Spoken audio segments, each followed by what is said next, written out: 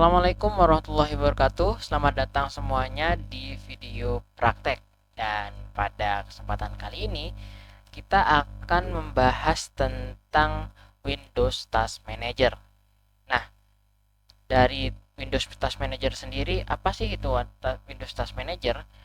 Windows Task Manager adalah sebuah program yang dikembangkan dan dikeluarkan oleh Windows atau Microsoft itu sendiri untuk menyajikan informasi tentang proses yang sedang berjalan, service, dan juga performance saat menjalankan aplikasi atau software dan juga sistem operasi ini.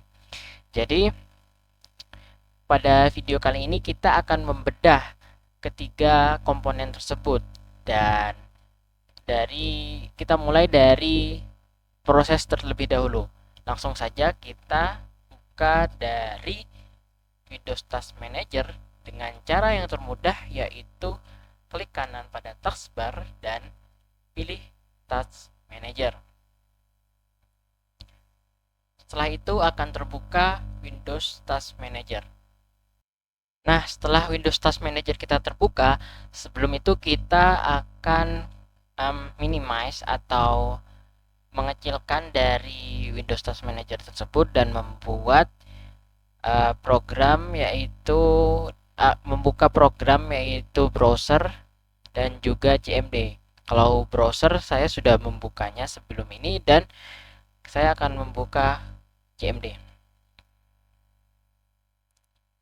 Nah, setelah kita menjalankan command prompt tadi, maka proses command prompt akan muncul di sini ya atau sebagai terminal.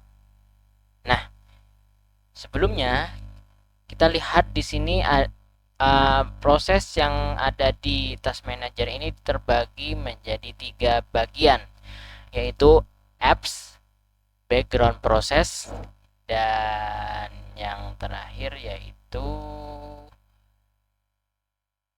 Windows process. Jadi ketiga bagian ini mempunyai pengelompokannya yang masing-masing yang berbeda.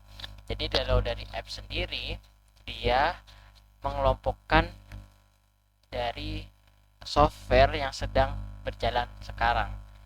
Selanjutnya adalah background process, yang mana di background process ini aplikasinya tidak sedang kita buka, namun dia berjalan di belakang layar atau secara tidak langsung ya. Jadi semuanya ini sedang berjalan, namun dengan rata-rata dia menggunakan CPU yang lebih kecil daripada apps. Karena pada dasarnya dia tidak berjalan secara langsung, ataupun pada fase ini mereka hanya menjalankan proses-proses kecil untuk menunggu apa input dan output selanjutnya. Selanjutnya adalah Windows Process. Nah, Windows Process sendiri ini adalah sebuah proses yang dijalankan oleh sistem operasi, yaitu di sini Windows atau ya Microsoft Windows, dan semua proses ini mendukung terjadinya atau berjalannya sistem operasi ini, mulai dari service host, registry, konsol Windows, client server, dan lain-lain, yang semuanya merupakan program-program dari sistem operasi Windows. Oke, setelah itu kita kembali ke kategori apps, di mana kita bisa lihat di sini ada terminal. Setelah itu kita cari yang namanya konsol Windows host. Di tadi kategori ya, kategori Windows process. Dan kita klik kanan untuk melihat properties atau lokasinya. Oke. Jadi lokasi detailnya ini ada di Windows System 32 ya. Oke. Jadi ini aplikasi atau program yang dirancang khusus untuk Windows dan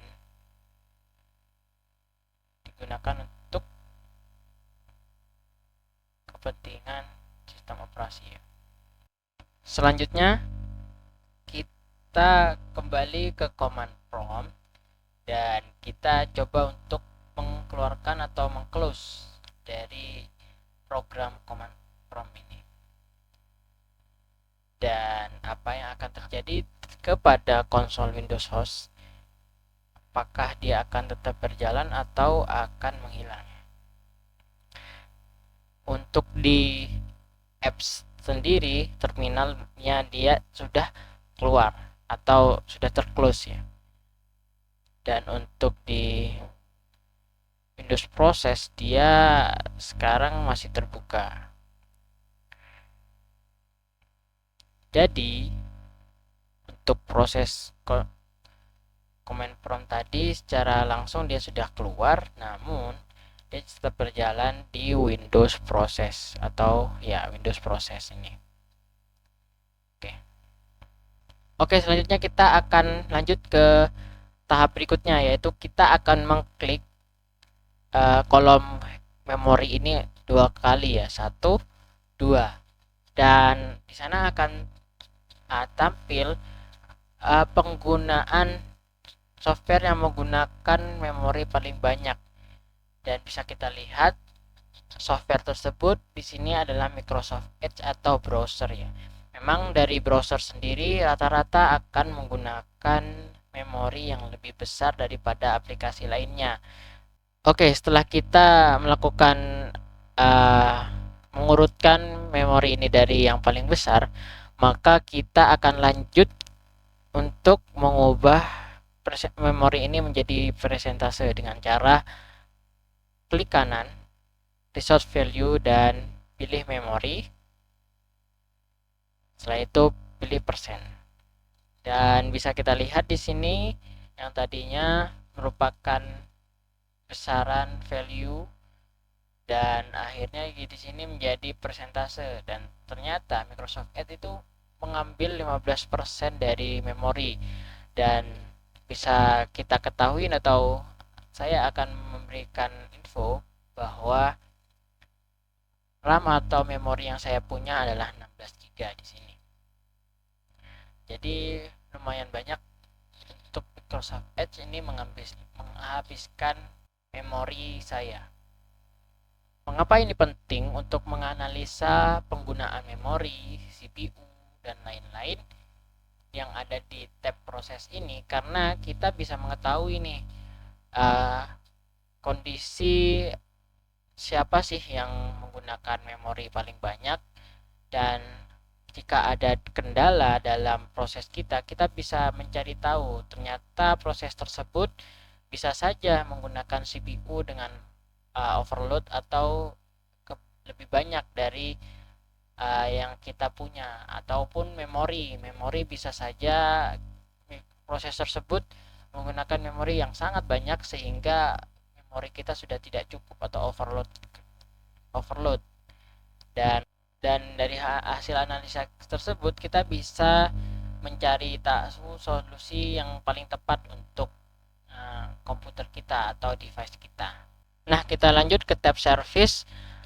Di tab service ini kita akan menemukan informasi terkait pelayanan aplikasi apa saja yang sedang digunakan, yaitu di sini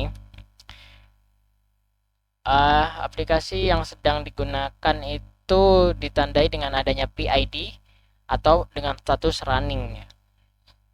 Jadi tidak semua service yang tertera di sini ini sedang dijalankan, namun mereka ditandai dengan adanya status, dan jika kita lihat di sini juga ada PID ya. Oke. Jadi di sini ada kolom name, PID, description. Description ini sangat penting untuk menganalisa proses service apa dan digunakan untuk apa ya, gitu, seperti itu. Dan di sini ada status, ada grup, dan ya sampai itu. Nama di sini untuk melihat judul dari service yang sedang kita teliti. Dan sedangkan PID ini untuk memberikan perbedaan atau memberikan identitas untuk proses yang sedang berjalan. Setelah itu description ini untuk lebih menjelaskan lagi service ini untuk apa dan bagaimana. Dan di sini ada status yang berarti menetapkan kondisi dari service tersebut, apakah dia sedang berjalan atau dia sedang berhenti. Dan di sini ada group yang berarti dia adalah kumpulan dari sebuah service-service yang lainnya. Oke, mungkin seperti itu. Selanjutnya kita akan lanjut ke tab performance. Oke, kita masuk ke tab performance. Di sini di urutan nomor 3. Nah, di sini kita bisa lihat ada performance CPU, memori, disk, dan lain-lain. Di sini ada GPU juga. Nah, kita bisa lihat di CPU saya. Di sini saya di perangkat saya menggunakan AMD Ryzen 3 3200U dan dia mempunyai 2 core dan 4 thread. Dan bisa kita lihat thread yang sedang berjalan itu di sana 3228 thread dan 127, 277, 285 handles yang sedang berjalan.